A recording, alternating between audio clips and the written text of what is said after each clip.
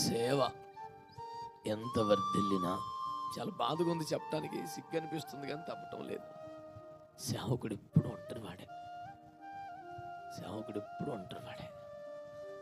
నాకు జనం ఉంటారు, సపోర్ట్ ఉంటారనే ఆశతో మాత్రం సేవ చేయొద్దు.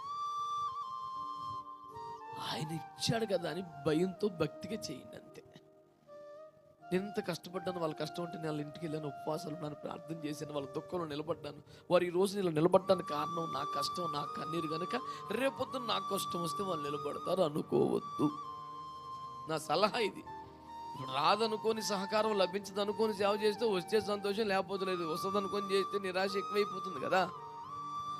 గుండె పగిలి చావాల్సి వస్తుంది. దైవజనులకు గుండె జబ్బులు ఎందుకు వస్తున్నాయి?